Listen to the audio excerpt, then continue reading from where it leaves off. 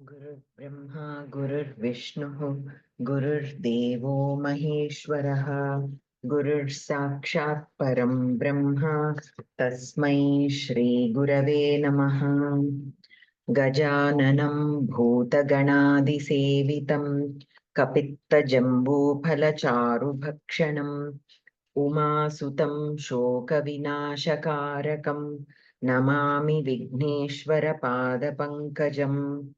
सरस्वती महाभागे विद्ये कमललोचने विद्यारूपे विशालाक्षि विद्यां देहि नमोऽस्तु ते। ॐ पार्थाय प्रतिबोधितां भगवता नारायणेन स्वयं व्यासेन ग्रथितां पुराणमुनिना मध्ये महाभारतम् अद्वैतामृतवर्षिणीं भगवतीम् अष्टादशाध्यायिनीम् अम्बा त्वामनुसन्दधामि भगवद्गीते भवद्वेषिणीम्। नमोऽस्तु ते व्यासविशालबुद्धे फुल्लारविन्दायतपत्रनेत्र येन त्वया भारततैलपूर्णः प्रज्वालितो ज्ञानमयप्रदीपः प्रपन्नपारिजाताय स्तोत्रवेत्रैकपाणये ज्ञानमुद्राय कृष्णाय गीतामृतदुहे नमः। वसुदेवसुतं देवं कंसचाणूरमर्दनं देवकी परमानन्दं कृष्णं वन्दे जगद्गुरुं भीष्मद्रोणतटा जयद्रथजला गान्धारनीलोत्पला शल्यग्राहवती कृपेण वहनी कर्णेन वेलाकुला अश्वत्थामविकर्णघोरमकरा दुर्योधनावर्तिनी सोत्तीर्णा खलु पाण्डवैरणनदी कैवर्तकः केशवः पाराशर्यवचः सरोजममलं गीतार्थगन्धोत्कटं नानाख्यानककेसरं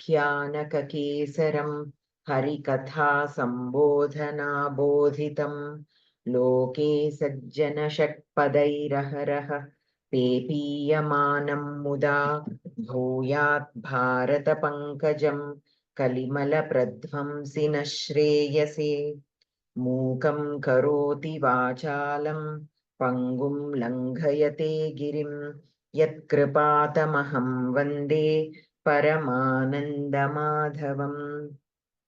गीताशास्त्रमिदं पुण्यं यः पठेत् प्रयतः पुमान् विष्णोः पदमवाप्नोति भयशोकविवर्जितः गीताध्ययनशीलस्य प्राणायामपरस्य च नैव सन्ति हि पापानि पूर्वजन्मकृतानि च मलनिर्मोचनं पुंसां जलस्नानं दिने दिने सकृद्गीताम्भसि स्नानं संसारमलनाशनं गीता सुगीता कर्तव्या किमन्यैः शास्त्रविस्तरैः या स्वयं पद्मनाभस्य मुखपद्माद्विनिसृता भारतामृतसर्वस्वं विष्णोर्वक्त्राद्विनिसृतं गीता गङ्गोदकं पीत्वा पुनर्जन्म न विद्यते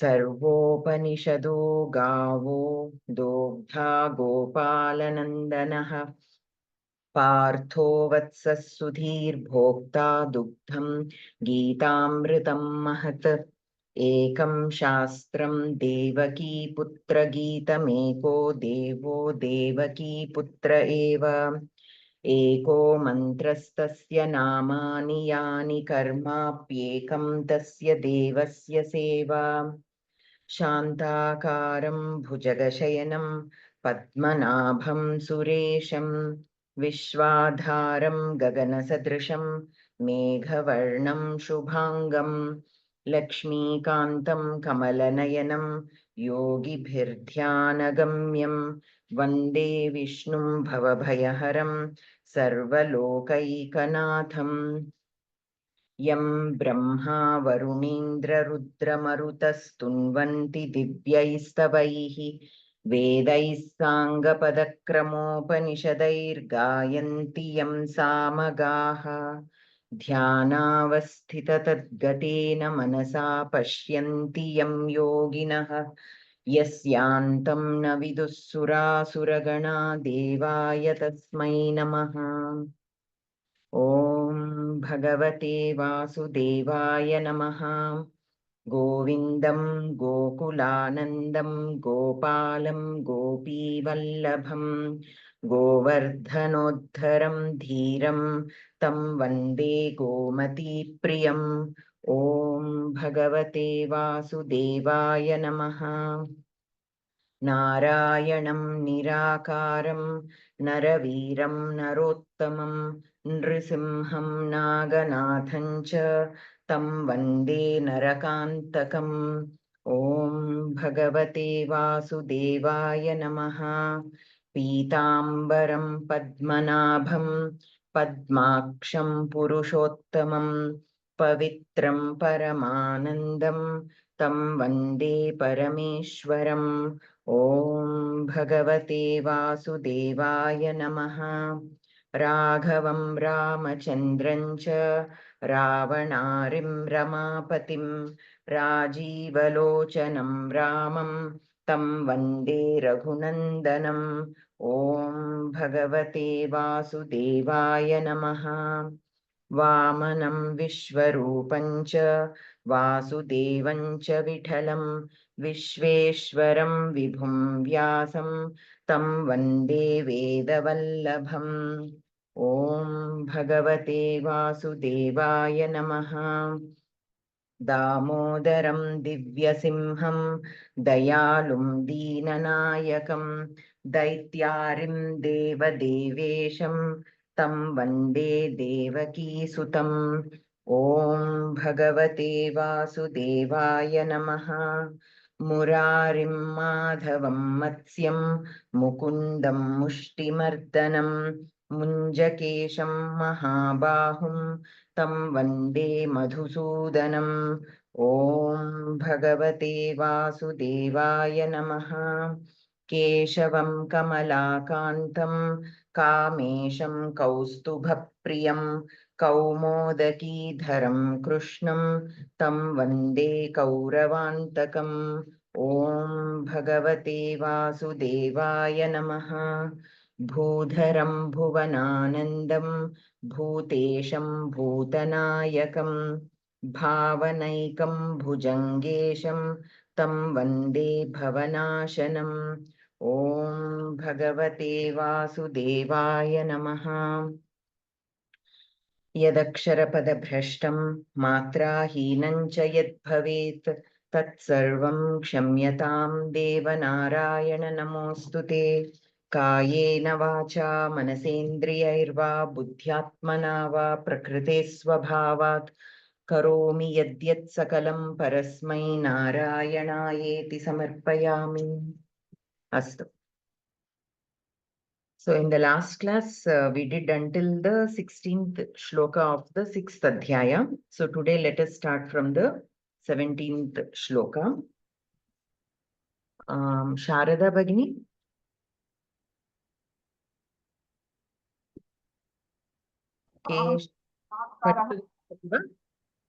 Namaskaram, Mahoday.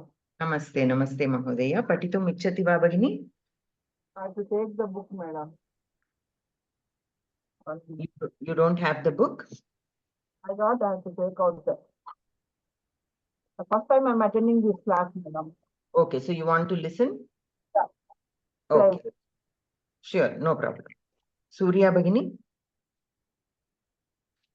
Mahoday.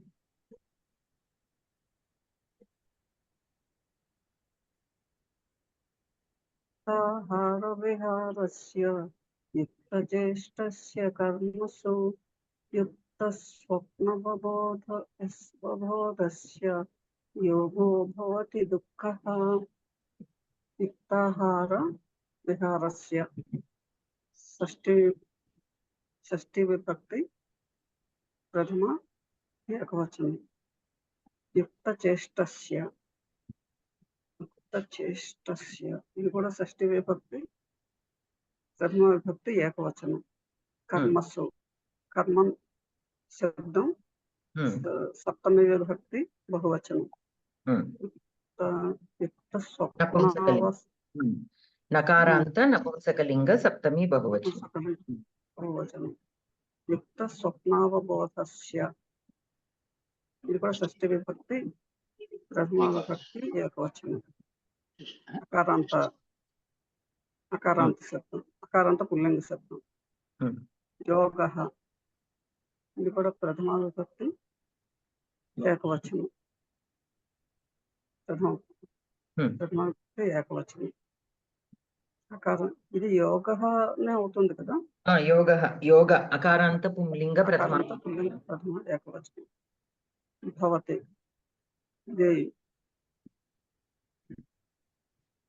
లట్లకారం ప్రథమ పురుష ఏకవచనం భూధాతు దుఃఖ అంటే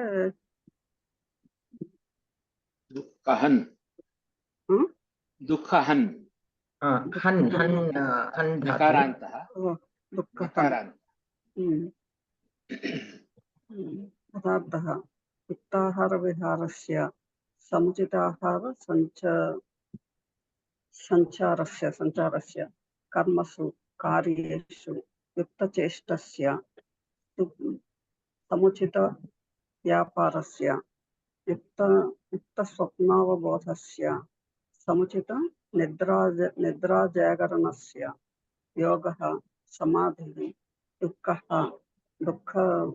దుఃఖనాశకః భవతి సంపద్యతే అన్వయః యుక్తాహార విహారస్య కర్మసు యుక్తచేష్టస్య యుక్త స్వప్నావబోధస్య యోగః దుఃఖః భవతి తాత్పర్యం యః యథాకాలం పరిమితమేవ అశ్నాతి తథా సంచరతి యః ధర్మసంపతే కార్యే యథాకాలం వ్యాపృతో భవతి యః యథాకాలం నిద్రాతి తథా జాగర్తి తస్య పురుషస్య సమాధిః అవశ్యం దుఃఖనాశకో భవతి. అది ధర్మసమ్మతే ధర్మసమ్మతే మీరు సంపతే అని చదివినట్లున్నారు. ధర్మసమ్మతే కార్యే means he who only the work ధర్మబద్ధ కార్యం ఏవ. ధర్మసంపతే కదా సమ్మతే ధర్మసమ్మతే. ప్రశ్నాః యోగః కస్య యోగః యుక్తాహార విహారస్య యోగః కస్య యోగః యుక్తాహార విహారస్య కర్మసు యుక్తచేష్టస్య యుక్త స్వప్నావబోధస్య చ యోగః కీదృశో భవతి యోగః దుస్సహ భవతి యుక్తచేష్టః కేషు యుక్తచేష్టః కర్మసు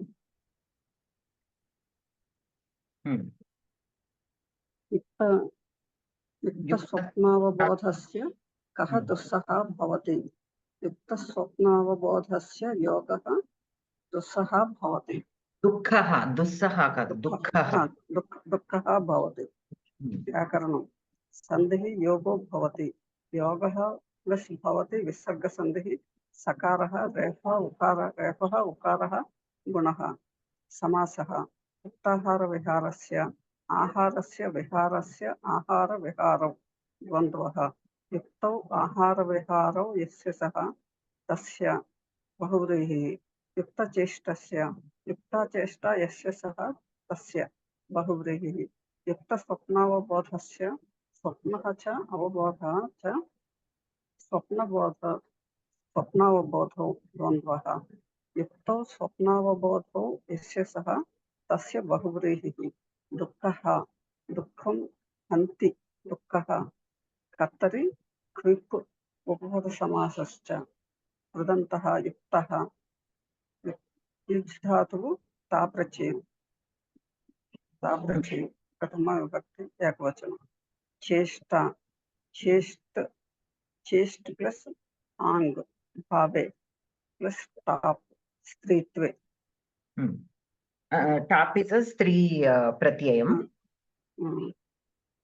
ओके अस्तु अस्तु भगिनि धन्यवादः सो अत्र क्रियापदं किं भवति क्रियापदं कर्तृपदं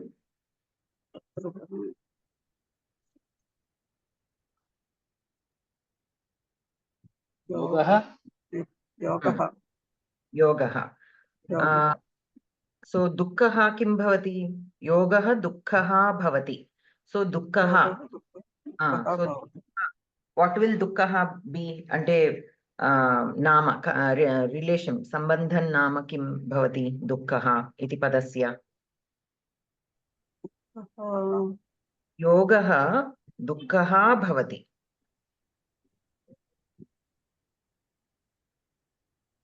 कर्तृसमानाधिकरणं महोदय कर्तृसमानाधिकरणं means vidheya we call vidheya visheshanam क्रिया विशेषणम् అవుతుందా ఇది దుఃఖః so dukkha means what is dukkha dukkha nashaka పోగొట్టేవాళ్ళు కదా dukkha nashaka యోగం దుఃఖాన్ని పోగొడుతుంది అని correct the yoga will cause the dukkham to be destroyed dukkha nashakah bhavati so to whom will this yoga become dukkha yukta ahara viharasya yukta cheshtasya yukta swapnava bodhasya so yukta ahara viharasya so basically here how a person who is doing yoga or who is practicing yoga should be is being given here so yukta ahara viharasya is given as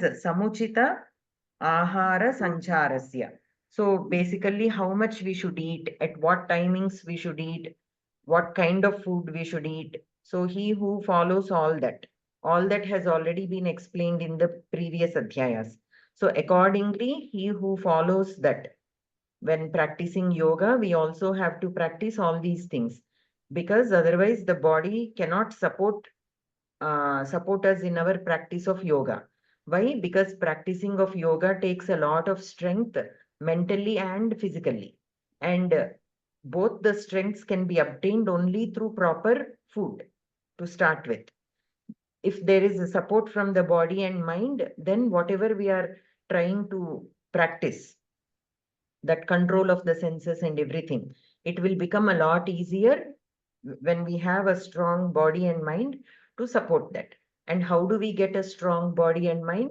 is by following these these practices of how to eat when how much to ahara niyamam and not only ahara niyamam how much to sleep how to exercise everything is needed here okay so sleeping at odd timings can cause disruption in the body and that will have an effect on the mind so that is why we observe that if there is no proper sleep we can clearly see the effect on it right we cannot focus on the work that we do our body also will feel very weak we cannot sustain any kind of even a little bit of discomfort we are unable to sustain but when the body is rested and if it is fed the right things then even little discomfort we won't feel it will be very easy for the body and for the mind to overcome those when we are not rested even a little disturbance will get irritated and will get angry but if we are rested well and in good health then no matter what the problem is we will be able to handle that with a lot of patience right even when children are making noise or if they are playing around we don't get irritated we'll have the patience to talk to them and discipline them so all that will be affected similarly those are all the daily things but to practice yoga it takes even more it takes even more of focus and strength and discipline so for that we need all these so he who is practicing all these such kind of yoga abhyasam will destroy the dukkha so we will not we can very easily overcome any kind of dukkham that comes our way if we are practicing it the way it should be practiced. So that is the meaning here. So here yuktahara viharasya, yukta cheshtasya and yukta swapnava bodhasya. All these three are in Shashti Vibhakti. So we can take these as Shashti Sambandha to yoga. Okay. So he who practices these, okay, to him, the yoga becomes dukkha. In that sense, we can take. So here again, we have to see whenever there is a Shashti Sambandha, we are observing if it can be a Kartrakarakam, right? That also we are, because of the Karaka Shashti, we also have to keep an eye for that. So Yogaha. Yogaha, what is the Pratyayam of Yogaha?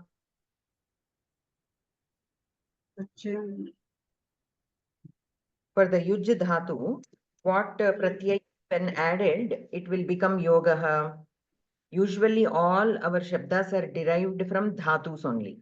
To the Dhatus only, when you add certain Pratyayas, sometimes we get noun, sometimes we get other verbs. Depending on what Pratyaya we are adding, we will get that kind of final word, right? So here it is Ghan Pratyaya that is being added, Ghan or Ghai, however you pronounce. So for the Yuj Dhatu, when we add the Ghai or Ghan Pratyaya, we get Yogaha. Okay. Here, Ghan is also a Pratyaya which is considered under the Karaka Shashti, which can be considered under Karaka Shashti. So here we can actually mark this as Karta. Why? Because Yuktahara Viharaha. Who is Yuktahara Viharaha? It is representing a person. It is representing a person who is practicing, practicing good ahara and vihara habits, right? So such a kind of person is called Yuktahara Viharaha, right? So here also, if you see in the Samasa section, you can see that it is a Bahuvrihi, which means he who practices ahara vihara, good practices of ahara and vihara. So it is representing the kartrutvam. To him, the yoga. So he is the one who is practicing yoga. So the kartrutvam of yoga is also in this. That we have to always check.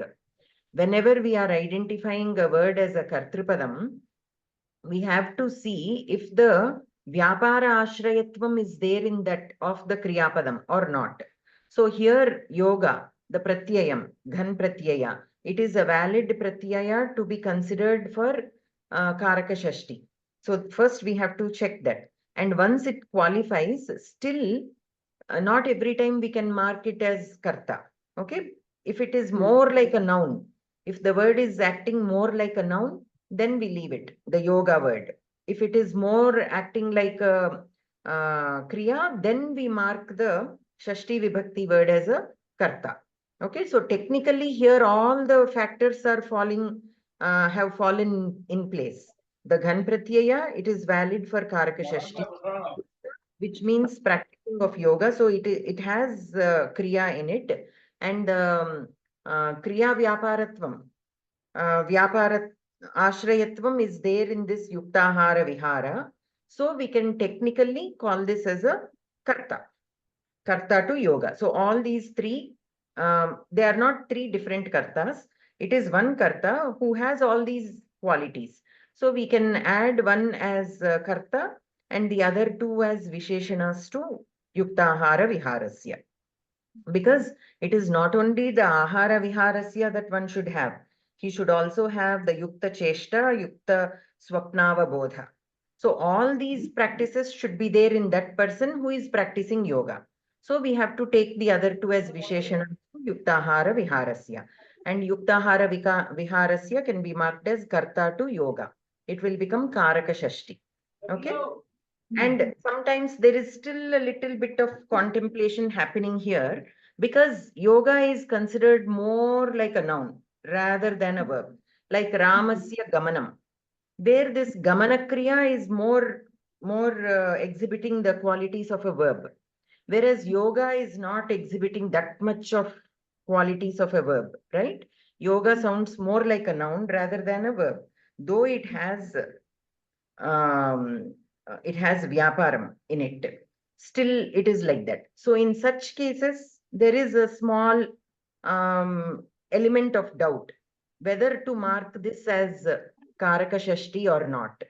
In such case, no worries. When in doubt, you can mark it as Shashti Sambandha. When you're not confident enough. Here, all the factors have fallen in place. But still, there is an element of small doubt because yoga sounds more like a noun rather than a verb. So then, when we are in such kind of samshayam, we can mark it as Shashti Sambandha just to avoid any further confusions. Okay, because that will be more easy and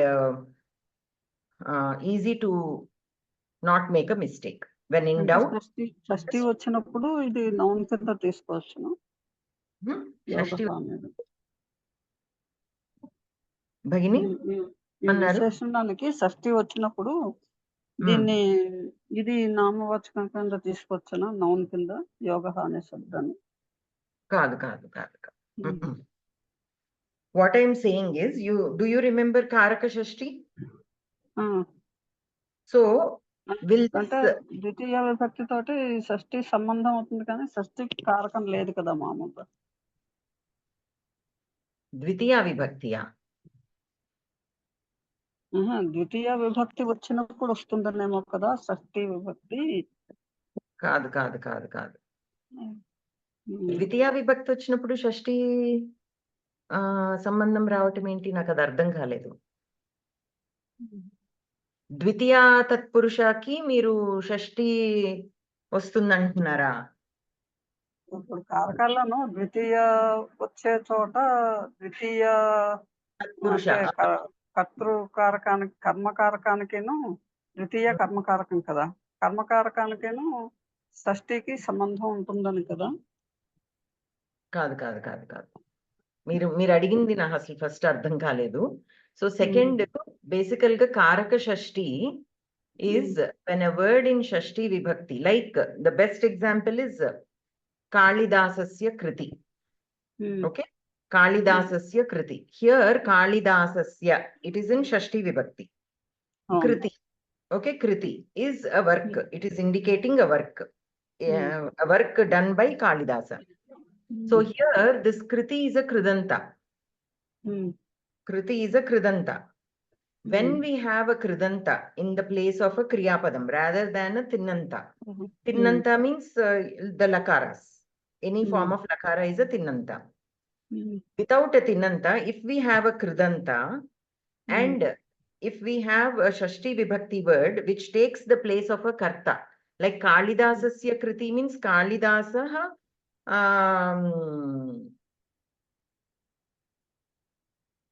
Kritim Rachayiti. Okay, so that is what he has written, right? So it is his that kartrutvam is there in Kalidasa. So Kalidasa will become the karta because vyaparashrayatvam of that kriti is there in Kalidasa.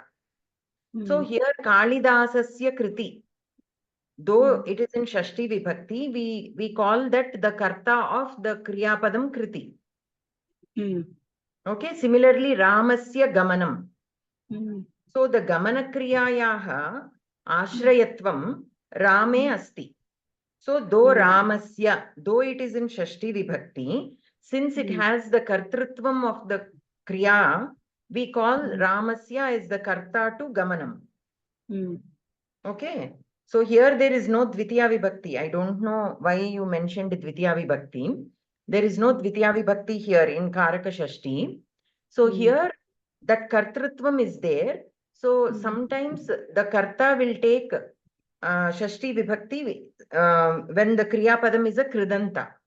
When the Kriya Padam is Kridanta, sometimes the Kartrupadam gets a Shashti Vibhakti. But when you are looking at Karakam, it is Kartrakarakam. Rama Shabda has Kartrakarakam. But normally what do we say? Kartrakarakam when a word has kartrikarakam, it will take either prathama vibhakti or tritiya vibhakti. Those are the only two things we have observed earlier. But here, in some cases, when the kriyapadam is in kridanta and not for all the kridantas, we studied that in the karaka lesson. There are some exceptions. Some kridantas will not come into this category, but most of the kridantas, when are taken as the kriyapadam, and when the kartrupadam is in shashti vibhakti, that is called karaka shashti. Why? Because normally shashti vibhakti does not represent any karakam, but in this case it is representing the kartrikarakam and sometimes even the karma karakam. Sometimes even the karma karakam comes. So if it is karta, if the kartrutvam is there, then it will become karta. If the karmatvam is there, then it will become karma, shashti karma. Okay, still it is karaka shashti only. Both are karaka shashtis. If it is karta, it will be kartrikarakam, otherwise karma karakam. Okay, so when both are there, karma karakam gets priority. Say, for example, there is a sentence where both the kartrupadam and the karmapadam are in shashti vibhakti, and there is a kridanta, then the karma karakam will take priority. Okay. Ubhaya praptau karmani. Okay, so when both are there, then the karma padam only will be marked as karaka shashti. It should be taken as karaka shashti. Only that should be considered. So like that, we studied in detailed, in the karaka class. But here, what I'm saying is, it has to be a kridanta. So here, yogaha is a kridanta shabda. It is a ghan pratyaya, which qualifies for the karaka shashti. Technically, we have all the factors here. So we can mark yuktahara viharasya is karta. But yogaha, by the word by itself, it is not like a gamanam, right? Ramasya gamanam. There, that word gamanam is more showing the quality of a verb. Whereas here, yogaha is not as much as like gamanam. So some doubt might be there, an element of doubt might be there. So in such case, we simply mark it as shashti sambandha, but technically even karta should be fine. That is what I'm saying. And there is still some research going on in this aspect. Okay, though all these, like all the factors are there, what kind of words, when they are leaning towards the noun side, then we leave it as shashti sambandha. If they are leaning towards more like a verb, then we can mark it as karta more confidently. Now here what I'm saying is, meaning of the shloka, a person who is practicing yoga should have all these qualities. Yuktahara vihara quality he should have, yukta cheshta quality he should have, yukta swapnava bodha quality also he should have. So we should not mark these as three different kartas. Right? These are representing the same person. So we mark yuktahara vihara as karta, say for example, then the other two will become visheshanas. Even if we mark it as shashti sambandha, the other two will become visheshana to yuktahara viharasya. That is what I'm saying. Now, uttamaha dhiman ramaha vanam gacchati. If I say that, will you mark uttamaha and dhiman as visheshanas to ramaha, or those also as karta, different kartas?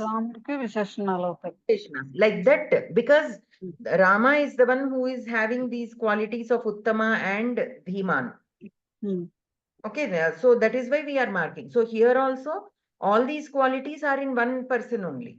So we take one as the main word, which we are connecting as shashti sambandha or karta to yoga, and the other two will become visheshanas. That is what I'm saying.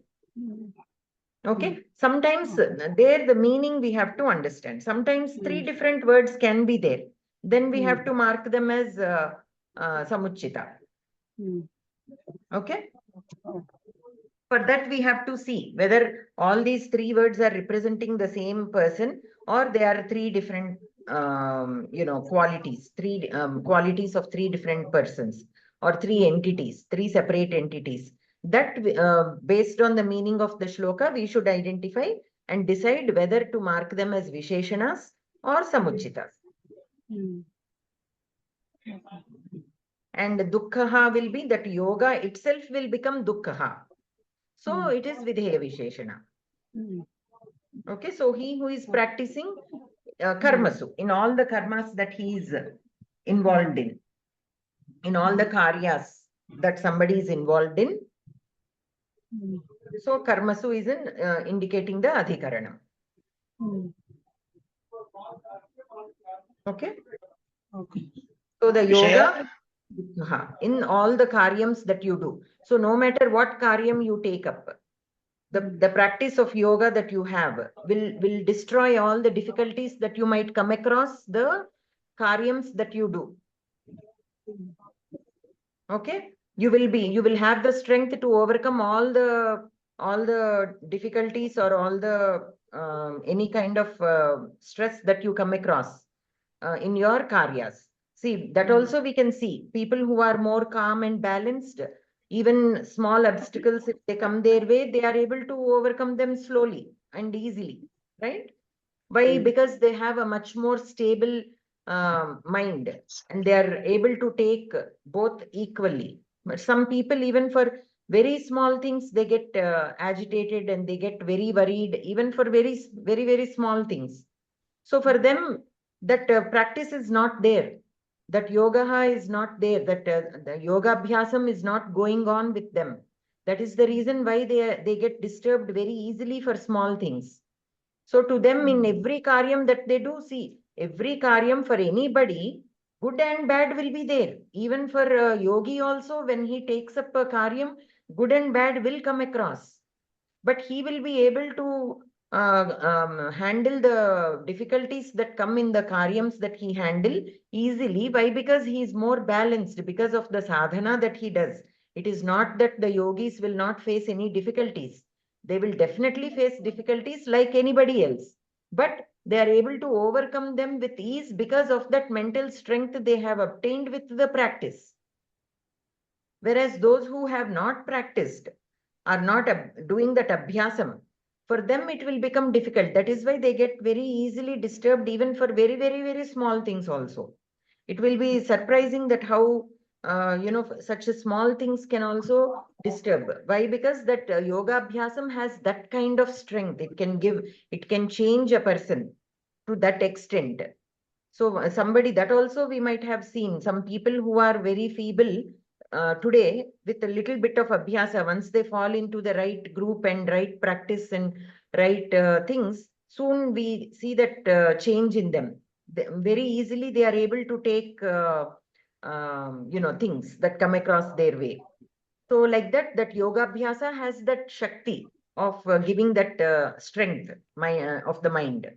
So for them, the difficulties will come their way, but this yoga will destroy them all. So for them, for such people, yogaha dukkhaha bhavati in all the works that they do.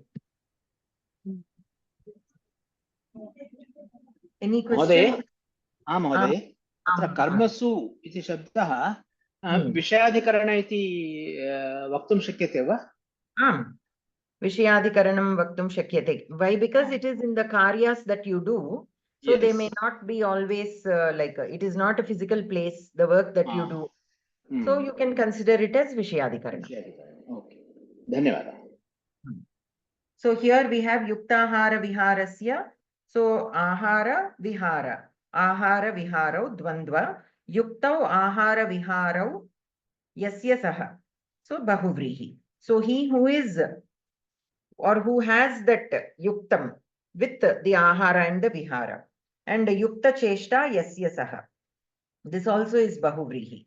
So yukta cheshta means samuchita vyaparasya. Means all that we do, they have to be the right things that we do. Do not involve in things that are not good or not useful. So there will be even the karyams that we do, we have to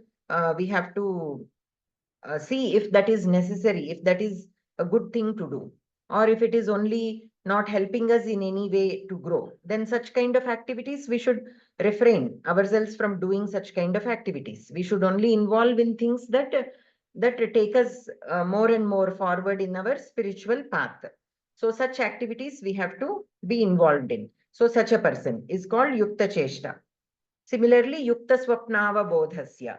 So he who sleeps in a timely way and only for the amount of time that is required by the body to get the rest. It should not be any less, it should not be any more.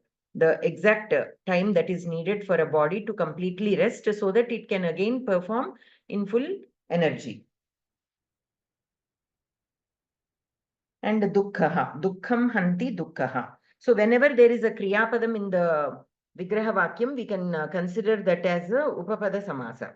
Okay, like kumbhakaraha, kumbham karoti. So karoti, hanti, like that. Whenever in the vigraha vakya we have a kriya padam, you can identify that as a upapada samasa. And then yuktaha and cheshta, these are the kridantas. So any question in this shloka, anyone? Okay. So Alivelu Bhagini, patitum shakyate. आं भगिनि यदा विनियतं चित्तम् आत्मन्येवावतिष्ठते निःस्पृहः सर्वकामेभ्यः युक्त इत्युच्यते तदा यदा विनियतं चित्तम् आत्मनि एव अवतिष्ठते निःस्पृहः सर्वकामेभ्यः युक्तः इति उच्यते तदा यदा अव्ययं विनियतं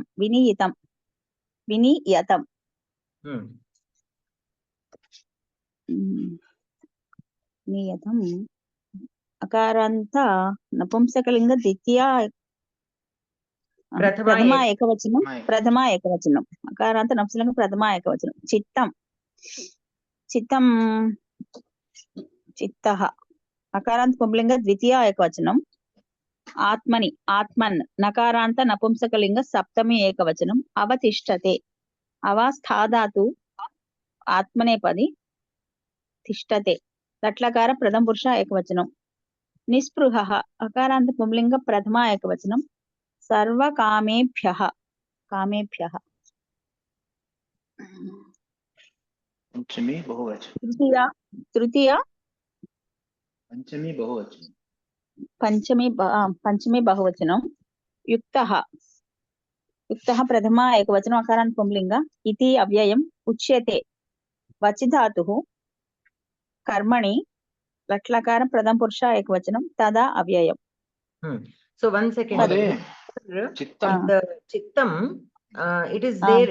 It's kta pratyaya, so it can be in either pumlinga, napumsaka, or both. So here we have to take it as napumsakam. Why? Because it is viniyatam chittam avatisthate. So here it is the kartrupadam. So we have to take it as napumsaka prathama vibhakti. प्रथमा एकवचनं. विनियतम् अपि नपुंसकलिङ्गम्. If we take it as pumlinga, it will become dvitiya vibhakti. Dvitiya vibhakti because it is the kartru. So we have to take the napumsakam form. Okay. नपुंसक प्रथमा एकवचनं. पदार्थः यदा यस्मिन् समये विनियतं विशेषेण निरुद्धं चित्तं मनः आत्मन्येव अवतिष्ठते विद्यते सर्वकामेभ्यः सकलवाञ्छितेभ्यः निःस्पृहः निरीहः तदा तस्मिन् समये युक्तः इति योगी इति उच्यते कथ्यते. अन्वयः यदा विनियतं चित्तम् आत्मन्येव अवतिष्ठते सर्वकामेभ्यः निःस्पृहः तदा युक्तः इति उच्यते. तात्पर्यम् एकाग्रताम् आपन्नं चित्तं यदा विषयानुसन्धानं परित्यज्य आत्मनि एव तिष्ठति तदा सः जनः सर्वकामेषु निःस्पृहत्वात् युक्त इति उच्यते. माध्वमतम् यदा चित्तं परमात्मनि स्थिरीभवति तदा योगी इत्युच्यते. प्रश्नाः कः युक्तः इत्युच्यते?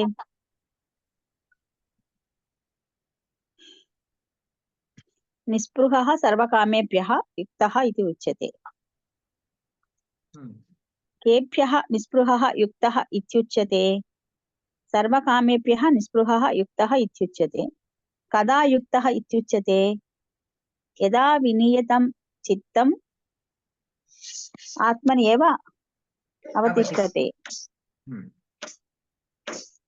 कीदृशं चित्तम् आत्मन्येव अवतिष्ठते विनियतं चित्तम् आत्मन्येव अवतिष्ठते विनियतं चित्तं कुत्र अवतिष्ठते विनियतं चित्तम् आत्मन्येव अवतिष्ठते व्याकरणं सन्धिः आत्मन्येवावतिष्ठते आत्मनि प्लस एव एंड सन्धि आत्मन्येव प्लस अवतिष्ठते सवर्ण दीर्घ सन्धिः सर्वकामेभ्यो युक्तः सर्वकामेभ्यः प्लस युक्तः विसर्ग सन्धिः सकारः रेपः उकारः गुणः युक्त इत्युच्यते युक्तः प्लस इत्युच्यते विसर्ग संधिः लोपः इत्युच्यते इति प्लस उच्यते एंड संधिः समासः सर्वकामेभ्यः सर्वे कामाः तेभ्यः कर्मधारयः कृदन्तः विनियतं वि प्लस नि प्लस यम धातु ता प्रत्ययं कर्मणि युक्तः युज् प्लस ता प्रत्ययम् धन्यवादः भगिनी धन्यवादः भगिनी सो अत्र क्रियापदं किम् अवतिष्ठते द्वितीयम् उच्यते उच्यते सो उच्यते इति क्रियापदस्य कर्तृपदं किम् अस्ति वा कर्तृपदं कर्तृपदम् इति कर्मणि कदा युक्तः so first let us go to अवतिष्ठते यदा अवतिष्ठते यदा किम् अवतिष्ठते विनियतं चित्तं विनियतं चित्तम् आत्मनि एव यदा अवतिष्ठते तदा सर्वकामेभ्यः निस्पृहः युक्तः इति उच्यते so whenever the chittam whenever the manas is completely under control viniyatam chittam atmani eva avatishtate. So when the mind is completely within the atma, within, like it is not wandering outside in the outside world, it is completely focused on the inside. So completely controlled and completely focused on the inside, only then sarvakamebhyah nisprihaha yuktaha iti uchyate. So nisprihaha means, how can we say nisprihaha? He who does not have any kind of desire. Sarvakamebhyah. So he who does not have any desire in from with any or free from all the desires. Sarvakamebhyah nisprihaha. Free from all the desires. Such kind of yuktaha. Or such a person is called yuktaha because uchyate is there. So yuktaha uchyate iti. So sarvakamebhyah nisprihaha yuktaha iti uchyate. So such kind of a person is called yuktaha. So any kind of desire should not be there. Even a small desire. Sometimes we think we are moving forward in the right direction without any desires. But unknowingly we will enter into that desire world. In that aspect, there is a small story where there is a king who is called, his name is something, Angaraja, I think. So here he wants to do Nishkama Karma. He wants to do Nishkama Karma. For the benefit of everybody, he wants to do a yaga because he is a king. He thinks, okay, let me do some Nishkama Karyam. Let me perform this yaga for the benefit of the people. So he will start. But he does not have any sons. So what will all the rishis tell him? See, you don't have a son. So you are not qualified to perform a yaga. You have to have a son to perform a yaga. So then what he does, he will do the Putra Kameshti yaga for a son because he does not have sons. So with what sankalpam did he start all this? He started with the sankalpam of doing a Nishkama Karyam. But then he ended up doing Putra Kameshti. There itself there is Kama, Putra Kameshti. He has, so he who desires a son will do that kind of yaga. So he started out with, wanting to do a Nishkama Karyam, but he ends up doing the Putra Kameshti. So then also he thinks, okay, I'm doing this for a good reason. So once I have a son, then I can again do yagas for the benefit of the people. I will be qualified to do. So he will have this son. But this son turns out to be very powerful, but not a good person. So what he will do, he will not allow his father to do any good karyams. So he wants everything for himself. So he will prohibit his own father from doing what he wants to do, and he will bind him in a prison, because if he is out there, he wants to do. And to some extent, and this son being so powerful, slowly everybody will start only supporting the son. Why? Because they are afraid that son might harm them. People always are afraid of the powerful people, right? So that is the reason why many times, though they know that those people are not good, they don't have the good intentions, they go along with them, thinking that it is better to be on the side of a powerful person, especially when he's bad. Otherwise, they might be destroyed. So slowly, the whole kingdom will be supporting the son, and he will feel out of place in his own kingdom. He is still the king. He is still the son, did not become the king. So even before he handed over the kingdom to the son, he felt completely lost and helpless in his own kingdom, being the king. So then he will realize, see, once I originally wanted to do some good, but then I ended up with this because of the karma that I had. So sometimes unknowingly we will enter into that. Though our intention is not for our own selves, sometimes unknowingly we'll enter into this maya and we will be carried away. So this such kind of udaharanams are there, so many, for us to realize that we should not fall into that trap of desire. Though it it appears on the outside, sometimes the desire appears that we are doing for the benefit of others, but slowly that how that will take over completely, and we will become totally helpless. So with everything that we do, we have to question, why am I doing this? What is the purpose of me doing this? And for that, what is what is it that I am looking forward to? The final thing, not the phalitam wise. Am I doing this completely for others, or am I looking for some kind of benefit for myself also?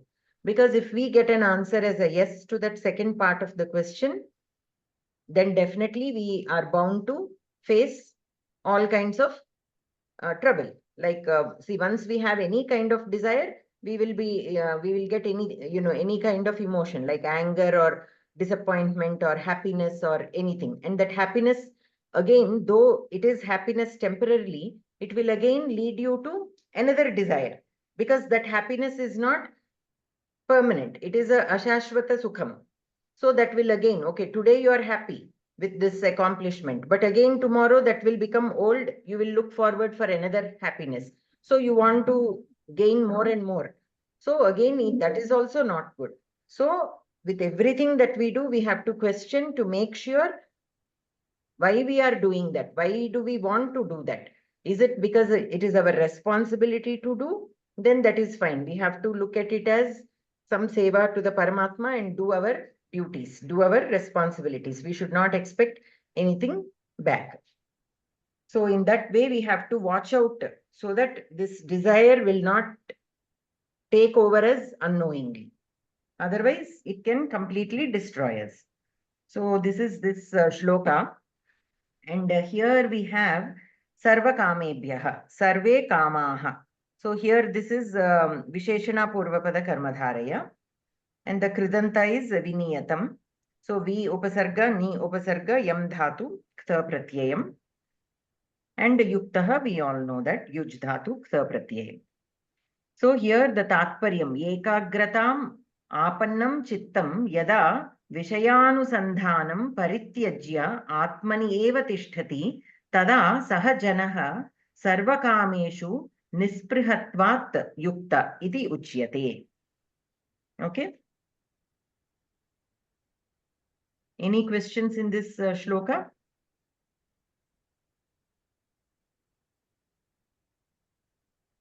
Astu. Ravishankar Mahodaya, Patitum Ichchati va? पठामि महोदय। यथा दीपो निवातस्थः नेङ्गते सोपमा स्मृता योगिनो चित्तस्य युञ्जतो योगमात्मनः पदविभागः यथा दीपः निवातस्थः न इंगते सोपमा सा उपमा स्मृता योगिनः यतचित्तस्य युञ्जतः योगमात्मनः। पदपरिचयः यथा अव्ययं दीपः अकारान्तः पुल्लिङ्गः प्रथमा विभक्ति एकवचनं निवातस्थः निवातस्थ अकारान्तः पुल्लिङ्गः प्रथमा विभक्ति एकवचनं न अव्ययम् इंगते अहं न जानामि महोदय ये धातु इंग धातु कर्तरि लट् लकार आत्मनेपदी प्रथम पुरुष एकवचनम् स कथं स इति सः इति सा इति भवति वा स्तः सा तद् शब्द स्त्रीलिंग प्रथम एकवचनं सा उपमा उपमा आकारान्त स्त्रीलिङ्गः प्रथम पुरुष एकवचन प्रथमा विभक्ति एकवचन क्षम्यतां योगिनः योगिन् शब्दः षष्ठी विभक्ति एकवचन योगिनौ योगिनः बहुवचनं भवति किल महोदय योगिनः योगिनः नो षष्ठी विभक्ति एकवचनमेव योगिन् शब्दः षष्ठी विभक्ति एकवचन यतचित्तस्य षष्ठी विभक्ति एकवचन यतचित्त पदस्य षष्ठी विभक्ति एकवचन युञ्जतः अकारान्तः पुल्लिङ्गः षष्ठी विभक्ति एकवचन योगमात्मनः योगमात्मन् नकारान्तः पुल्लिङ्गः षष्ठी विभक्ति एकवचन योगम् आत्मनः पृथक् योगम् आत्मनः वर्णमेलनमेव किल आम् आम् अत्र सन्धि नास्ति किल सन्धि नास्ति सो योगं पृथक् आत्मनः पृथक् योगम् आत्मनः अन्वयः पदार्थः यथा येन प्रकारेण निवातस्थः वायुरहित देशस्थः दीपः दीपः न इंगते न चलति सा सः आत्मनः स्वस्य योगं समाधिं युञ्जतः अनुतिष्ठतः यतचित्तस्य वशीकृतमनसः योगिनः युक्तस्य उपमा दृष्टान्तः स्मृता चिन्तितः। अन्वयः यथा निवातस्थः दीपः न इंगते सा आत्मनः योगं युञ्जतः यतचित्तस्य योगिनः उपमा स्मृता। तात्पर्यं वायुविरहिते स्थाने वर्तमानः दीपः न चलति तथा नियतान्तः करणस्य योगम् आचरतः ध्यानमग्नस्य योगिनः चित्तमपि निष्कामं तिष्ठति अतः सः दीपः तादृश चित्तस्य उपमा भवितुमर्हति। प्रश्नः कीदृशो दीपः न इंगते न इंगते निवातस्थः यतचित्तः कः योगी योगी कस्य योगं युनक्ति आत्मनः योगं युनक्ति निवातस्थः कः नेङ्गते दीपः नेङ्गते निवातस्थो दीपः कस्य उपमा योगिनः उपमा व्याकरणं संधिः दीपो निवातस्थः दीपः अधिकं निवातस्थः विसर्गसन्धिः सकारः रेफः उकारः गुणः निवातस्थो नेङ्गते निवातस्थः नेङ्गते विसर्गस्य सकारः रेफः उकारः गुणः नेङ्गते न इङ्गते गुणसन्धिः योगिनो यतचित्तस्य योगिनः अधिकं यतचित्तस्य विसर्गसन्धिः सकारः रेपः उकारः गुणः युञ्जतो योगं युञ्जतः अधिकं योगं विसर्गसन्धिः पुनरपि तदेव सकारः रेफः उकारः गुणः समासः निवातस्थः निर्गतः वातः यस्मात् सः निवातः बहुव्रीहि समासः निवाते तिष्ठति इति निवातस्थः कर्तरि कप्रत्ययः उपपदसमासश्च निवाते तिष्ठति वातः यतचित्तस्य यतं चित्तं यस्य सः तस्य बहुव्रीहि समासः कृदन्तः स्मृता स्मृ अधिकं त कर्मण्यर्थे टाप् प्रत्ययः स्त्रीत्वे युञ्जतः युज् धातुः त प्रत्ययः युञ्जतः 6.15 दत्तमस्ति शत्रन्त खलु शत्रन्त भवति वा एकवारं पश्यामि महोदय युञ्जतः युञ्जन् शत्रुत्वं युञ्जतः बहुवचनं युञ्जन् शत्रन्तं महोदय युञ्जन् शत्रुत्वं युञ्जन् एकवचनम् आम् युञ्जन् एकवचनं युञ्जतः बहुवचनं शत्रन्तमेव महोदय अस्तु क्षमायाचि सो अत्र क्रियापदं किम् क्रियापदम् अत्र प्रथमतः यथा तथा वाक्यांशमस्ति अत्र इङ्गते इङ्गते इङ्गते इति क्रियापदम् इङ्गते द्वितीय एकनिमिषं वदामि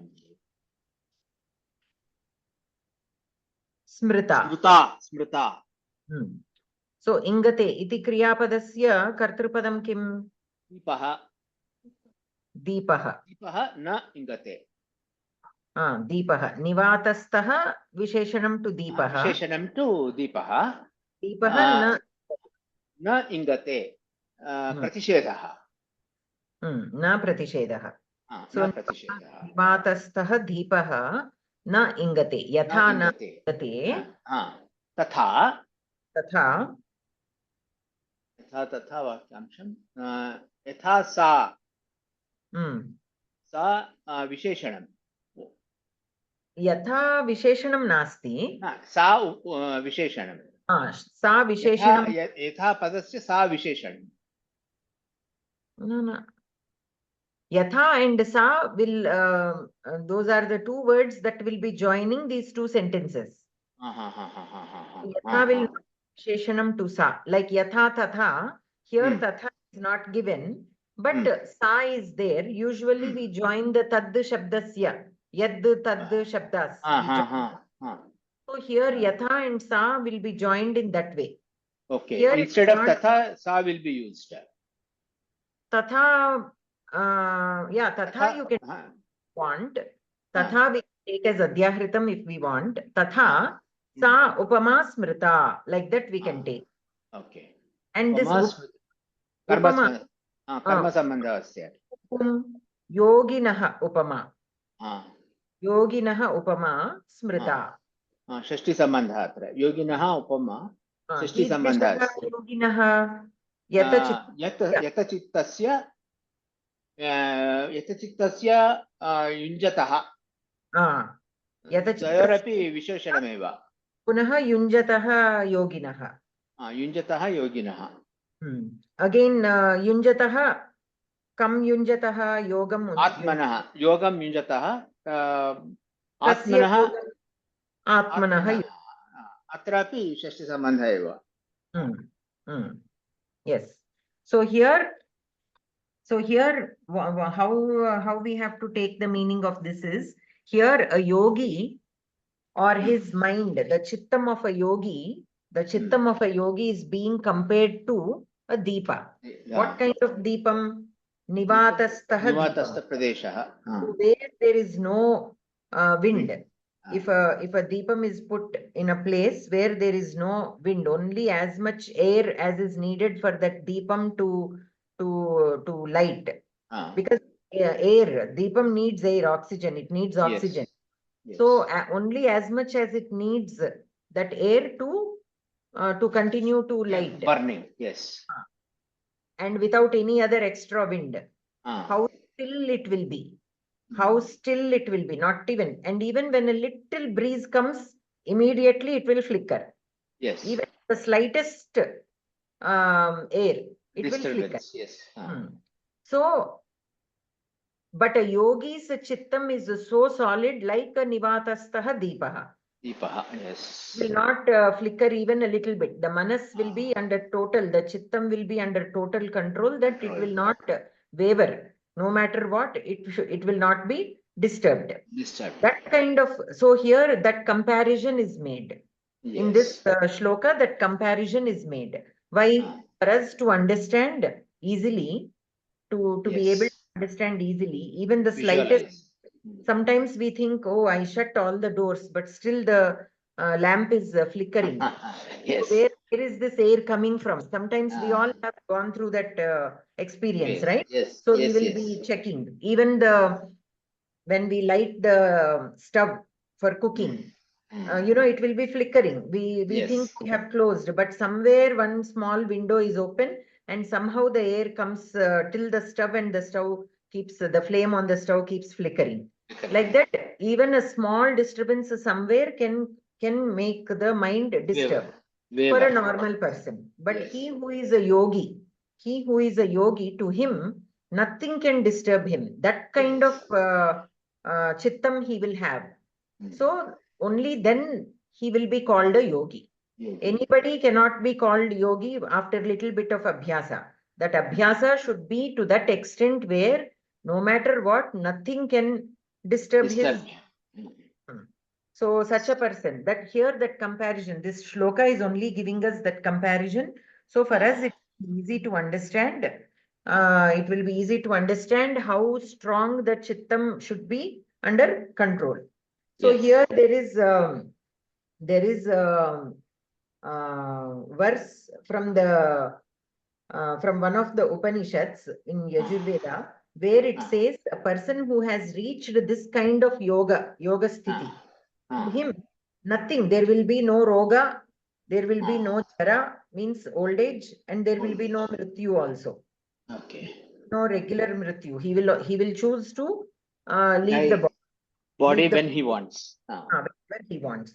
So that kind of sthiti a yogi can go into by practicing this yoga. Okay.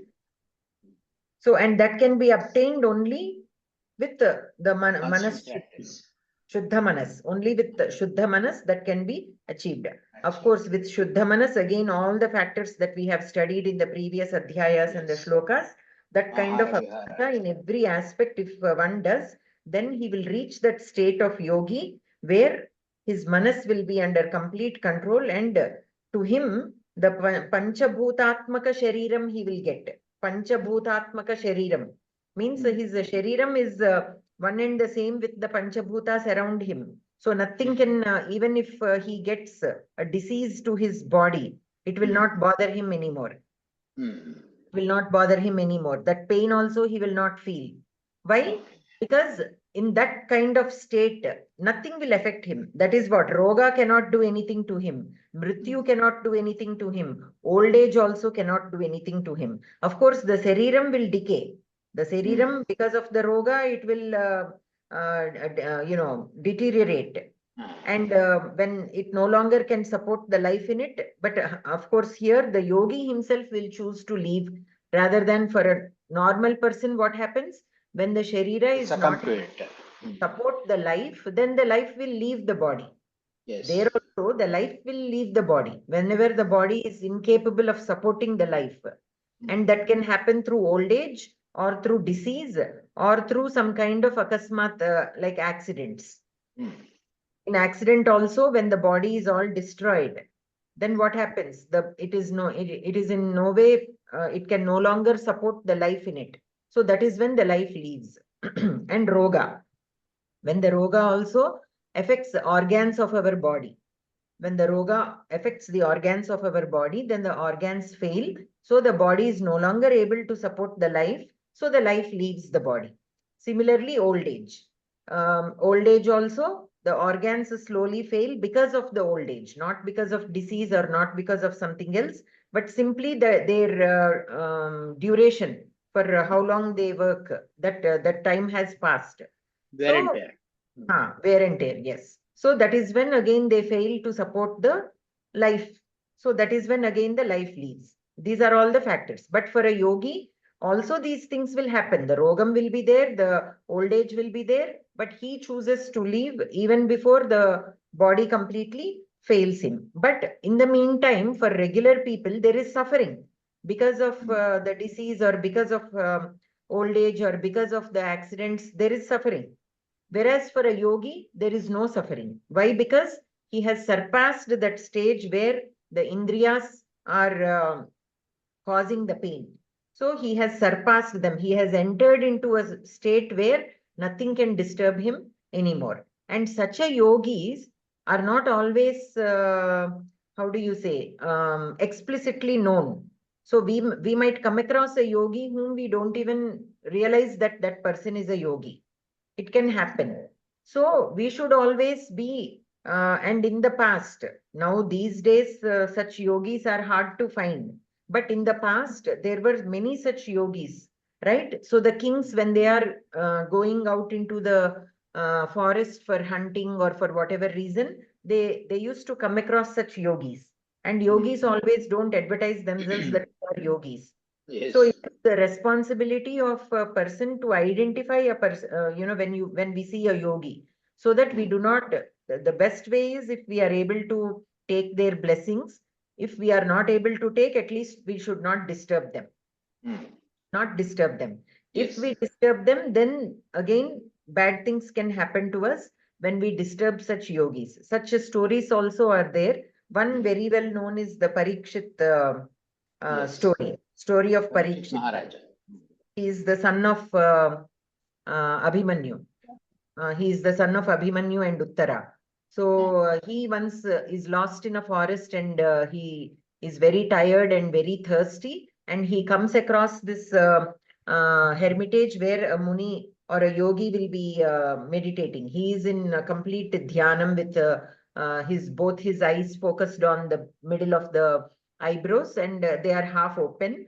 So it appears as though he's looking at something, but he's not. He's completely in dhyanam. So, and to such yogis, all their indriyas are totally on the inside. So they don't even know what is happening on the outside. Even if someone comes and waves their hand right in front of their face, they cannot see. Why? Because all the indriyas are completely shut down inside, right? So such that Maharshi is Shamika Maharshi. He's a yogi and he was in Samadhi in the middle of the day in the hot sun. The hot sun is also not bothering him. In discomfort for him because he's completely Detached. immersed in the dhyanam, in the samadhi. He's in samadhi. So he comes, Parikshit comes. Parikshit is also not an ordinary king. He is a very great king.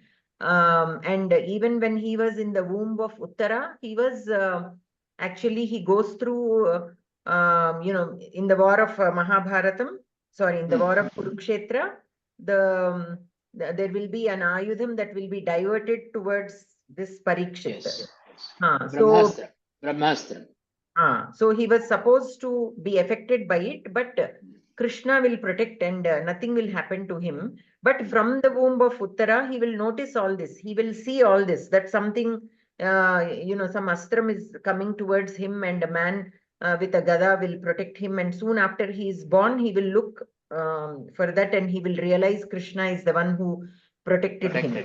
That kind of Shakti he has. He's not an ordinary person. But even he, in a moment of distress, because he was so thirsty and tired, and this yogi is not responding to him, he thinks he is not responding on purpose.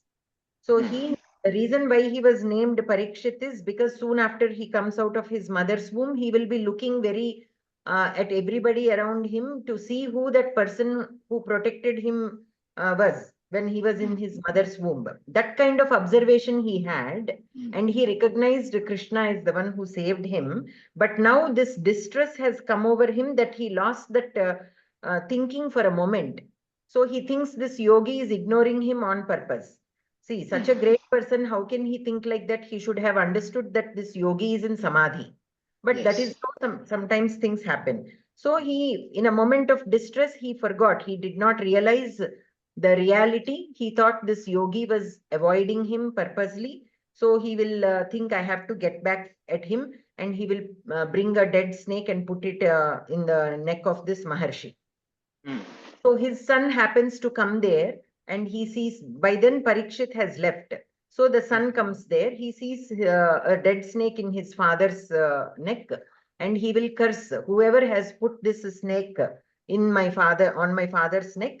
That person will die within a week by the same snake bite. So then, in the meantime, the Maharshi will come out of his samadhi, and he will say, what is happening? Why is the snake here? Why are you so angry? What has happened? So the son will tell what has happened. So then he will say, see, I have been thinking that I am a yogi and I have everything under my control. Okay. And when such yogis are there with such kind of nishtha, people around him cannot have that kind of thoughts of hurting others or insulting others. So he will be thinking, how come that Parikshit had that thought of insulting me? When he was in my proximity, my yoga balam should bring that kind of good thoughts to people around me. How come my yoga balam failed to do that? And he thought of insulting me and put the snake. He didn't feel bad about that, but he was surprised how his yoga balam could not help Parikshit or his son to have such thoughts, negative Control over thoughts. themselves. Yes. So he will tell his son, you immediately go. You cannot take back your curse. That is fine. But you have to go and tell him that this is what has happened so that he can protect himself. So he will go, and that is all a different story. But what we have to observe here is, so by insulting others just for out of no reason, he brought upon himself that kind of trouble. So we have to always be on the lookout. We don't know. Just by appearance, we cannot tell who is a yogi, who is not a yogi, or even if not yogi, any person, if we wish them ill, or if we disappoint them or disrespect them in any way, that will only come back to us. That also we have to remember. So we have to remember that more when we are in distress, because that is when we happen to not think and do things that we repent later. When we are calm, everything will be fine. Only when we are in distress or any kind of, disturbance, such things will happen. So that is where we have to be even more cautious. Yes. So we have to be like this Deepa, without flickering. Even when the disturbances are coming, we have to withstand. We have to think. That Mananam also we discussed about the word Muni. Who is Muni? Who is always doing Mananam. Mananam of what? Of how we have to be. To proceed in the path of spirituality, what are all the things that we need? That constant Mananam should be happening.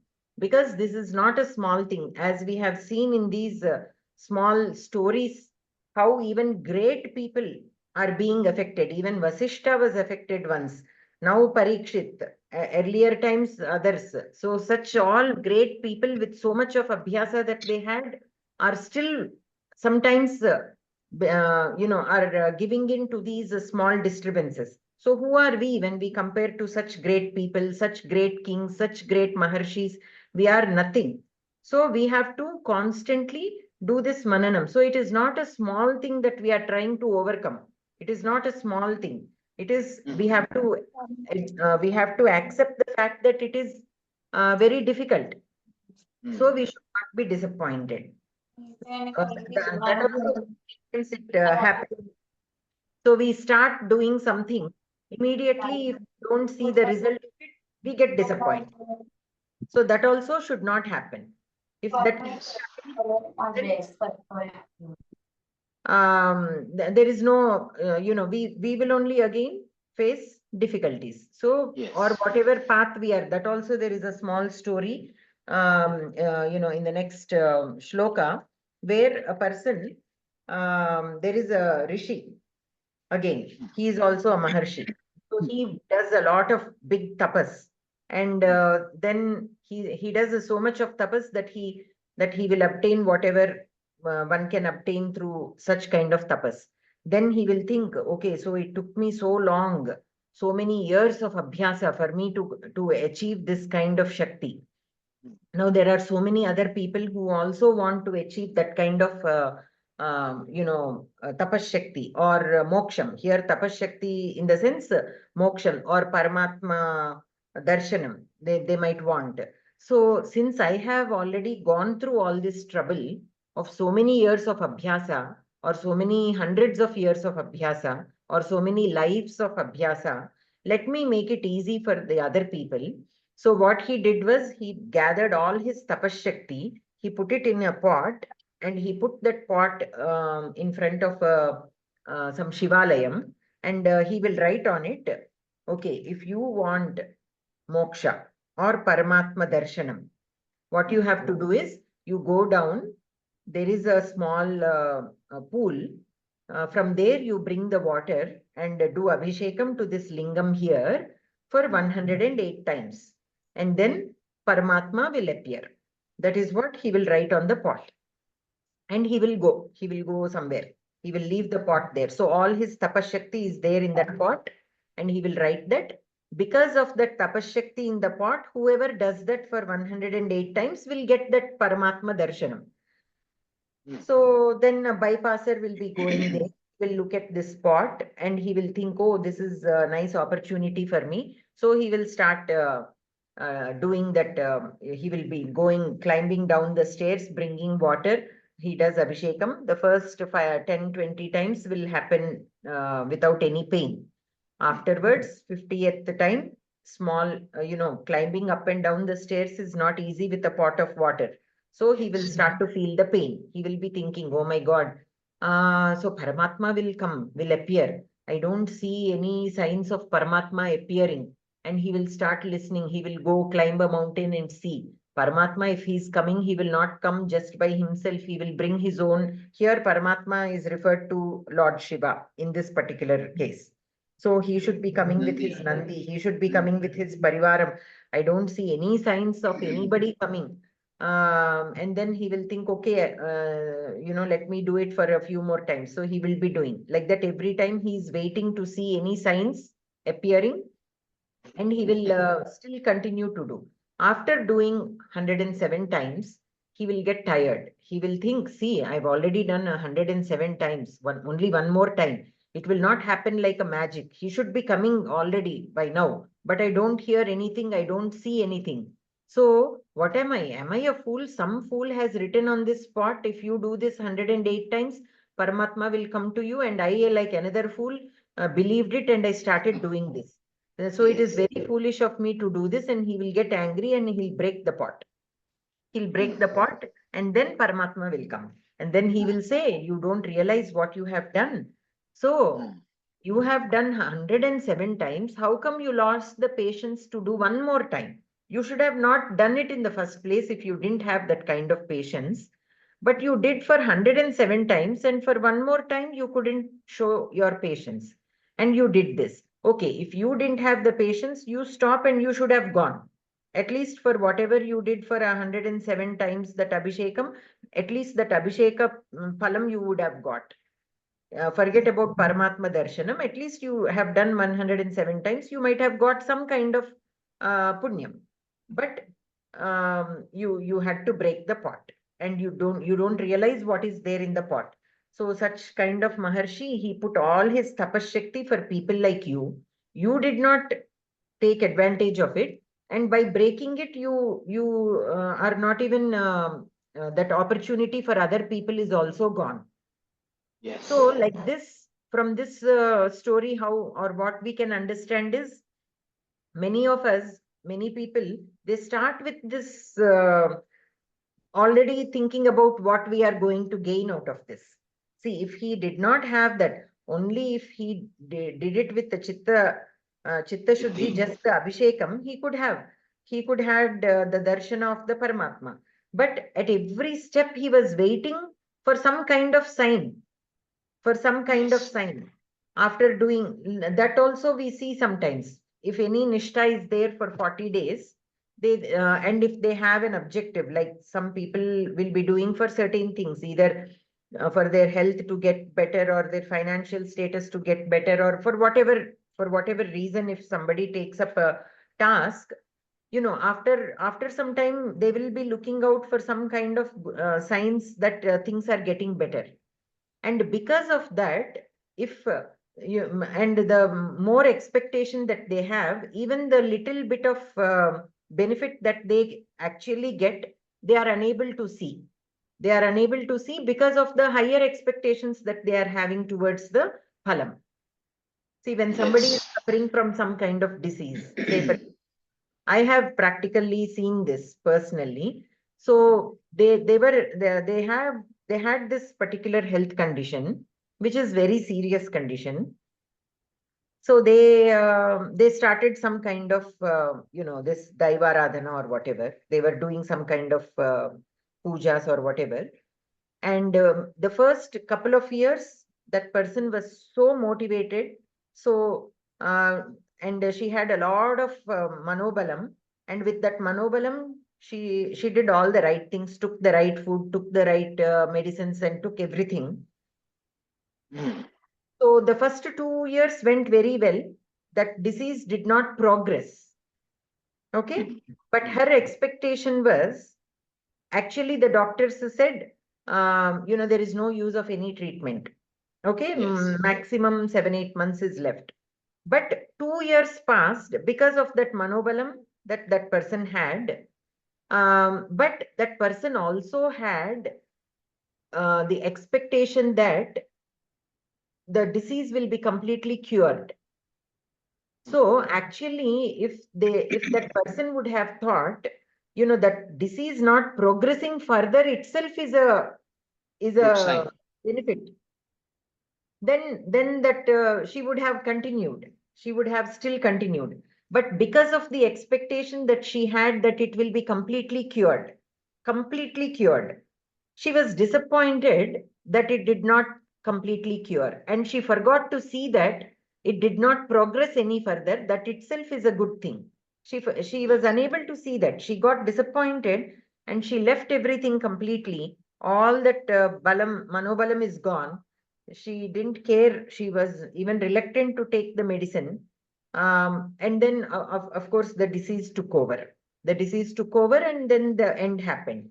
So what I'm saying is, and that was purely because of the expectation that she had. If she did not have that kind of expectation, and then she would have appreciated that the disease did not progress any further, and it would have continued like that at least for a few more years. So that is what we have to realize. Because of our unreasonable expectations, sometimes we don't benefit with what benefits we already have. So that we have to keep in mind. Always we have to keep in mind, it could have been much worse. So I am already lucky to be in this place. Like that, if we think and move forward, I think that positivity will definitely help us.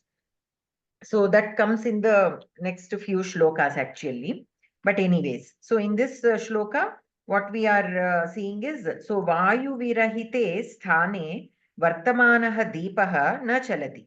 Tatha niyatantaha karanasya yogam acharatah dhyanamagnasya yoginaha chittamapi nishkampam tishtati. Atah saha deepaha tadrisha chittasya upama bhavitum arhati. Okay. So here in the Anvaya, the Sa is given as Sa Atmanaha. Actually, it has to be Visheshana to Upama. Sa Upama Smrita. Okay. So that when we think of a yogi of that kind, we have to think of this Upama, like how a Deepa does not flicker when there is no air, when there is no disturbance. Similarly, a yogi also will be with that kind of chittam, okay, where it is not wavering even a little bit. Okay, any questions so far? न महोदय, धन्यवादः. धन्यवादः महोदय. अनन्तरं लक्ष्मीनारायण महोदय पठितुम् इच्छति वा? पठामि महोदय. यत्रोपरमते चित्तं निरुद्धं योगसेवया यत्र चैवात्मनात्मानं पश्यन्नात्मनि तुष्यति. पदार्थः यत्र यस्मिन् अवस्थाविशेषे योगसेवया योगाभ्यासेन पदविभागः यत्र उपरमते चित्तं निरुद्धं योगसेवया यत्र च एव